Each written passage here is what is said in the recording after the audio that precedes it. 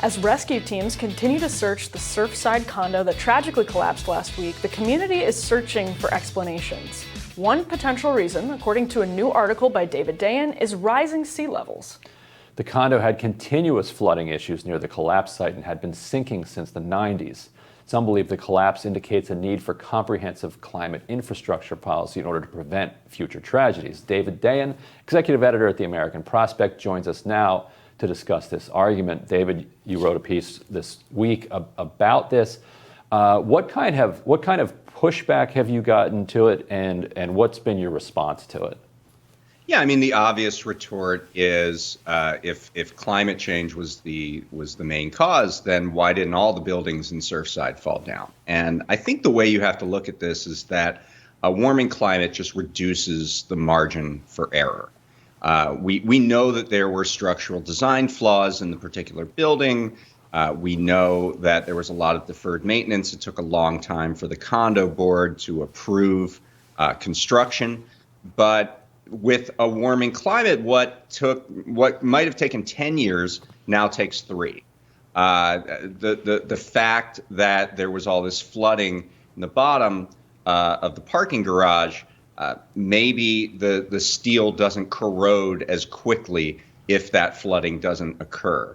The fact that this was that pretty much all of Florida, but particularly this part, is on limestone, and in this case reclaimed sort of infill land, because sea levels are rising. What might have been a little bit unstable is now more unstable. So I just think that the fact that we're seeing these rapid changes in our environment means the infrastructure that was built previously was intended for a different kind of climate. It was intended for something that could withstand a different reality than we have right now. It reminds me exactly of what Ryan and I were talking about the other day, to the extent that we have built up in places in a very different set of conditions. Like the reason that area is habitable right now is because it was built under different conditions, and the buildings were built under different conditions. And so to your argument, David, about, I think that was a great way to say that it reduces the margin for error. How many other buildings are at immediate risk, not just in Surfside, but around the country, and where you have development in places that it's going to be like increasingly difficult to inhabit, areas of the coast in particular? Absolutely. I mean, I'm in California, where we build in fire-prone areas, and now fire-prone areas are much more widespread than they were. You look at the flood maps that are created by the federal government as part of the flood insurance program, and they probably become outdated within a matter of years rather than decades. A substantial portion of the country lives in coastal areas. I mean, I'm reminded. I used to live in Santa Monica, which was I lived about 12 blocks from the ocean, and I remember that the station that was the evacuation area in the event of a tsunami was 5 blocks from the ocean. So in the event of a tsunami, I was supposed to run into the tsunami area. And, this is something that has, in the matter of 10 years, gotten, even more precarious, and more people are endangered by extreme weather events than ever before. Yeah, and I think the argument that climate change couldn't have had any influence here because all of the buildings in Surfside didn't fall down doesn't withstand even the first layer of analysis. Because if you compare it to other natural disasters, let's say an earthquake or a hurricane, if you have an earthquake in a city, it's not like every building falls down.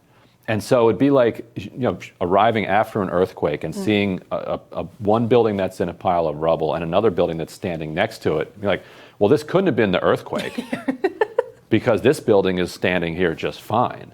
Clearly, This was the structural flaws and design problems, with this building that made it fall down. And you would actually be correct, right? In a sense. Yes, there was something about that building that made it less able to withstand. There was less room for error. And the same with a hurricane.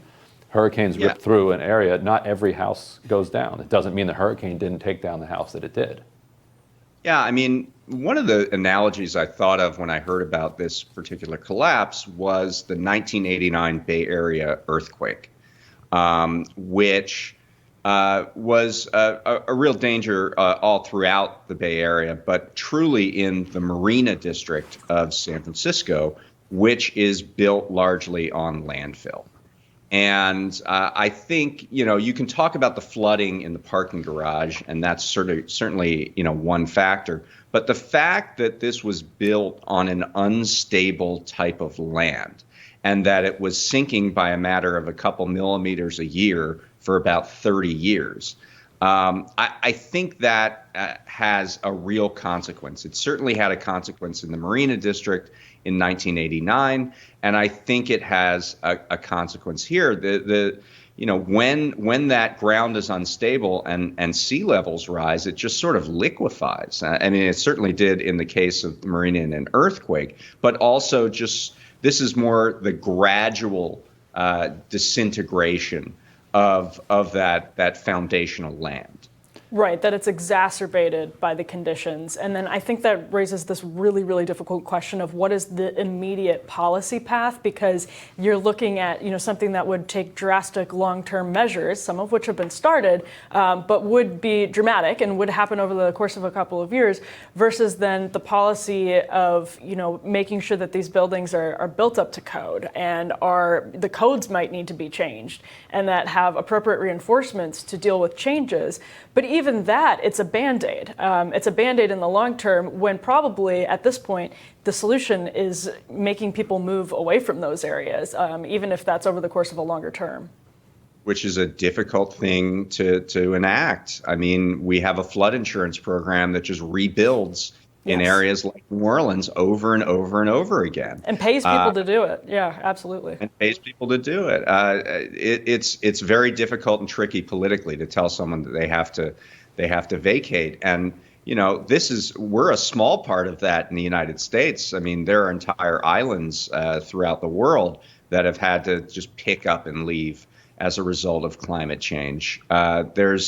There's about $50 billion, I think, in the bipartisan infrastructure bill for what they call resiliency. And we're not exactly sure what that refers to, but environmental resiliency, in other words, figuring out what to do, because we don't seem to be very serious about stopping a warming planet, figuring out how to adapt to living in it is going to cost a hell of a lot more than $50 billion, given the trajectory that we're on and the fact that so many people in America live in a coastal region. Yeah, and like you said, the global implications are huge, and the economic inequality implications are huge, because there are a lot of properties that will say, okay, we don't have much room for error, so we're going to beef up, and they will be able to be more resilient. They'll be able to withstand some of this. But around the globe, like you said, billions of people are living on coastlines around the world and don't have